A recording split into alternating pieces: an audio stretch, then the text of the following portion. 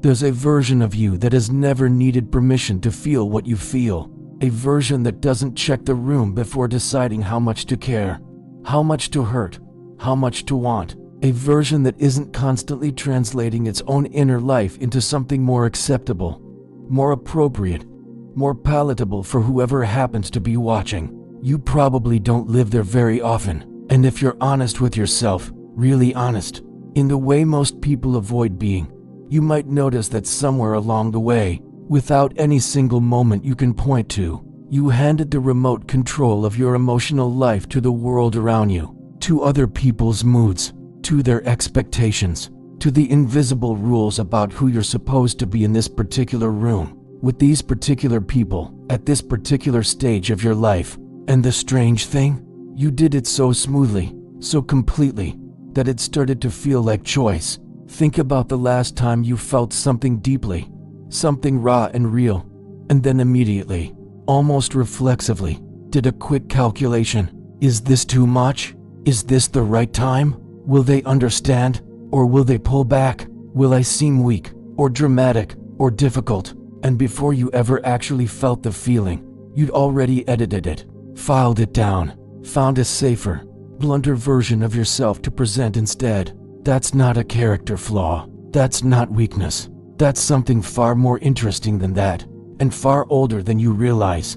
Carl Rogers, one of the most quietly revolutionary minds in the history of psychology, spent decades watching human beings perform this exact maneuver.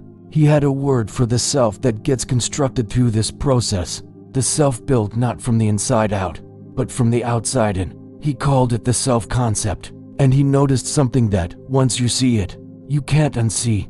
Most people's sense of who they are is not actually theirs. It was assembled from what other people needed them to be. You learned early, maybe very early, that certain feelings brought warmth and others brought distance.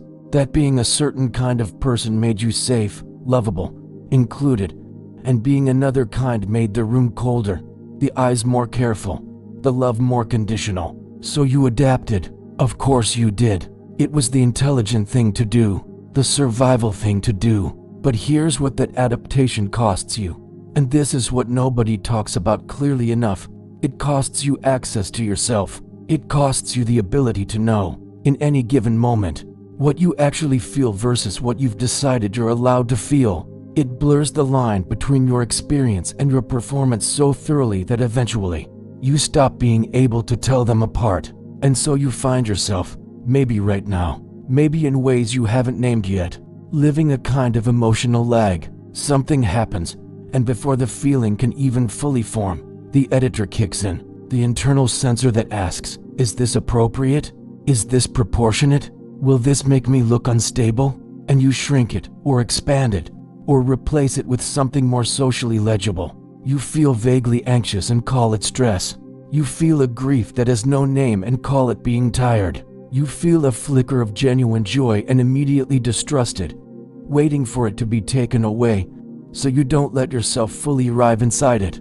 And underneath all of this, underneath the editing and the adjusting and the constant management, there is something exhausted, something that has been holding a shape for so long it has forgotten what it feels like to just be formless for a moment. If something about this feels familiar, if something in you is quietly nodding, you're not alone in this. And the fact that you can recognize it at all means something. Rogers believed something radical for his time, something that still feels radical if you let it land. He believed that human beings have, at their core, a genuine organismic self, an inner compass, a deep knowing, a felt sense of experience that is real and trustworthy and yours.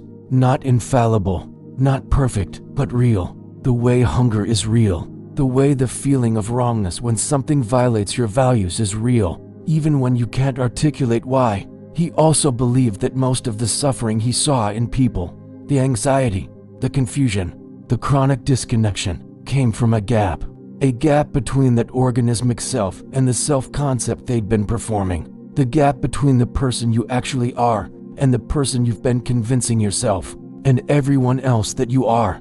And here is the thing about a gap like that. It doesn't stay quiet. It doesn't just sit there politely in the background while you live your life. It leaks. It shows up as the irritability that comes from nowhere, the flatness you feel in moments that should feel full, the strange loneliness that persists even when you're surrounded by people who love you, the sense that something is missing, even when, by every external measure, you have everything. The gap is not a flaw in your character. It's not a sign that something went terribly wrong with you. It is the entirely predictable result of spending years responding to what the world wanted from you, rather than what was true inside you. But here is where something shifts, and it's not the kind of shift that comes with instructions, or a plan, or 5 clear steps. Rogers called it congruence, and it is one of the most misunderstood ideas in psychology, because it sounds simple until you try to live it. Congruence is not radical self-expression. It's not saying everything you feel the moment you feel it. It's something quieter, stranger, more fundamental than that. It's the alignment between your inner experience and your outer presentation. It's the ability to be, at least in private, at least in relationship with yourself, who you actually are, not who you should be, not who they need you to be, not the edited, calibrated, socially optimized version. Just you. And this is where the thing nobody tells you shows up. Living from this place, even moving toward it, is not comfortable. Not at first. Because when you've spent years adapting yourself to manage other people's emotional responses, there's a cost to stopping. People don't always respond well to you taking up your real space. Some relationships were built around your smallness, your compliance, your willingness to let the world set the temperature of your inner life. When you begin to reclaim that thermostat, even quietly, even internally, things shift. But here's what also shifts: the weight, that low, chronic weight that comes from carrying the distance between who you are and who you're pretending to be. That weight begins, slowly, to lift, not all at once, not dramatically, but there is a quality of relief unlike anything else, because it is not the relief of solving a problem, it's the relief of returning. If this kind of exploration speaks to something real in you, if this is the kind of conversation you find yourself returning to, carrying into your day, then this channel exists for you. Take a moment and subscribe if you haven't already. Leave a like on this video. It's a small thing that matters more than it might seem. It's what allows this work to keep reaching the people who need it. And if you have thoughts or something this sparked in you that you want to put into words, the comments are there. There's something powerful about making the internal external, even in a small way. Share what's alive in you right now. There's a phrase Rogers used that I keep coming back to. He wrote about the goal of becoming a person, not a better person, not a fixed person, not a healed or optimized or finally acceptable person, just a person, in the fullest, most genuine sense of the word.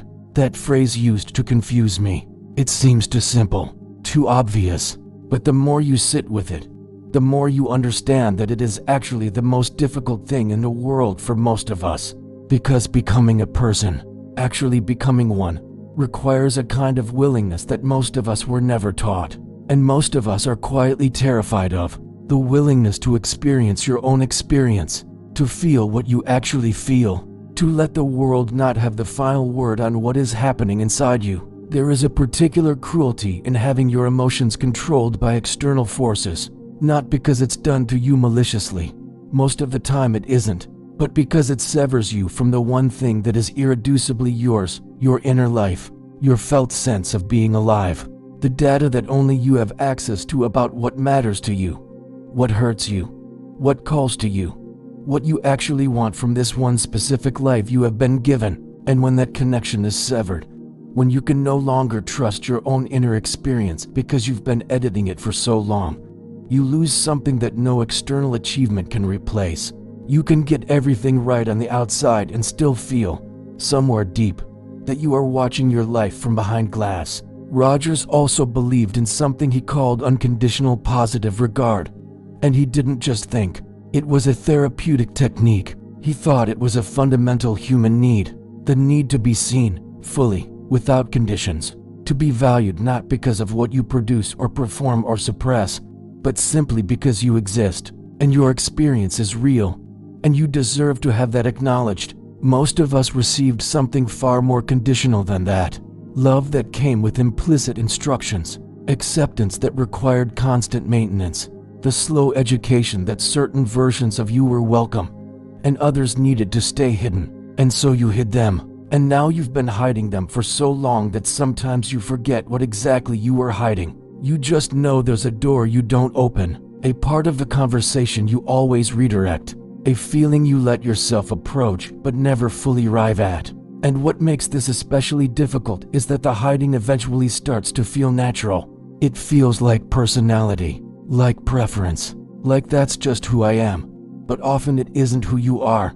It's who you learn to be in order to stay connected, safe, accepted. The adaptation becomes so seamless that you stop recognizing it as adaptation at all. And when that happens, the distance between your lived experience and your performed identity becomes harder to detect, but not less real. It shows up in quiet ways, in fatigue that doesn't quite make sense, in restlessness during moments that are supposed to feel successful, in the strange feeling that something essential is present but unexpressed. What would it mean to turn toward that?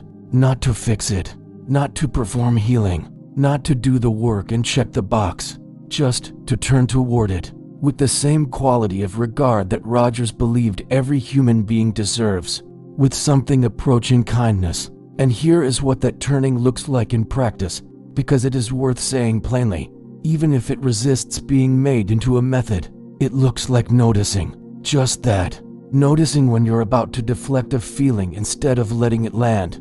Noticing when you reach for a familiar label, fine, tired, stressed, whatever, before you've actually checked in with what's underneath.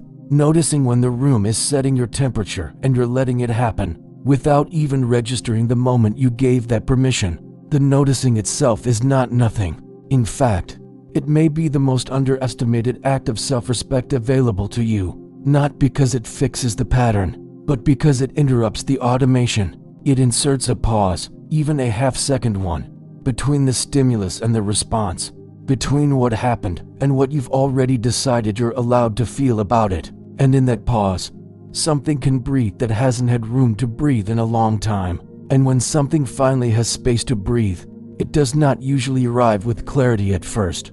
It may feel unfamiliar, slightly disorienting. You might realize that what you thought was anger is partly hurt, that what you labeled as indifference is exhaustion, that what you've been calling resilience is, at times, suppression wearing a socially acceptable mask. None of this is a failure. It is simply the gradual revealing of what was edited out too quickly. The difficulty is that many of us were praised for how efficiently we edited ourselves, for staying composed, for not overreacting, for being easy to be around. So when you begin to notice what you feel beneath that composure, there can be a subtle anxiety, a sense that you are doing something wrong simply by acknowledging it. But acknowledgement is not rebellion, it is alignment. It is allowing your internal experience to be part of your life instead of happening in secret behind it. And as you practice this, you may begin to recognize that emotional control, as it is often defined, is not the same as emotional understanding. One suppresses, the other integrates. One seeks approval, the other seeks congruence. The shift is quiet, almost invisible from the outside, but internally, it changes your experience. It is also worth saying something about the people in your life, because the relational dimension of this isn't incidental. It is, in many ways, where the whole thing was built. We didn't develop our edited selves in a vacuum. We developed them in kitchens and classrooms and childhood bedrooms, in the presence of specific faces, voices, approval and disapproval. And we carry those faces long after the people themselves are gone. You might find, if you look closely, that the internal censor that polices your emotional life sounds like someone you know, or knew, that the version of you that shrinks in certain moments is responding to a very old signal from a very specific room, even when the room you're actually in is different. This is not an accusation. It is not about blame. It is simply the mechanics of how human beings absorb the relational world around them and build an inner world that reflects it back. We are all, to some degree, the emotional weather patterns that pass through the people who raised us. The question is not whether that happened. The question is what you choose to do with it once you see it. The world will not stop having opinions about your emotional life. People around you will continue, consciously or not, to reward certain expressions and discourage others. The systems you live inside, professional, social, familial, will continue to have their own logic about what is appropriate to feel and admit. That is not going to change, but something else can. Something interior and genuinely yours. The relationship you have with your own experience. Whether you treat it as a liability to be managed or as information worth respecting. Whether the question you ask yourself is this okay to feel? Or what is this telling me? That shift is not a solution. It's not an arrival. It's a practice, a direction, an ongoing choice to take your inner life seriously enough to listen to it. This is the kind of work that doesn't announce itself. It doesn't come with breakthroughs or visible milestones. It comes as small moments in which you notice the editing happening and pause. Not to stop it completely, not yet, maybe not ever entirely, but to see it. To know that the voice that says you shouldn't feel that is not you. It was installed, and installations can be examined. If you found something in this video worth holding onto, something worth returning to, consider sharing it with someone who might need to hear it. Sometimes the most meaningful thing we can offer another person is a mirror, a way of saying, I see something in this that looked like you, and I thought you should know it exists. And if you're new here, if this landed in your feed and something kept you watching, subscribe.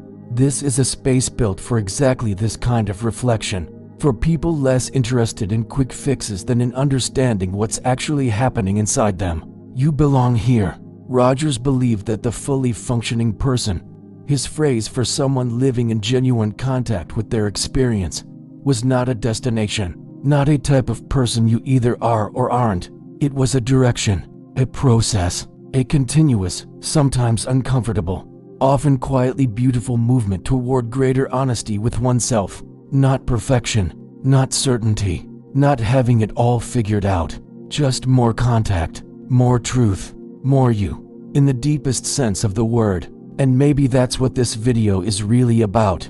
Not a diagnosis of what's wrong with you, not a guide to fixing yourself, but a quiet invitation to consider that your emotional life, the real one, is worth paying attention to, that it knows things, that it's been trying to tell you things, and that the world having opinions about it doesn't make it theirs. It was always yours. It still is.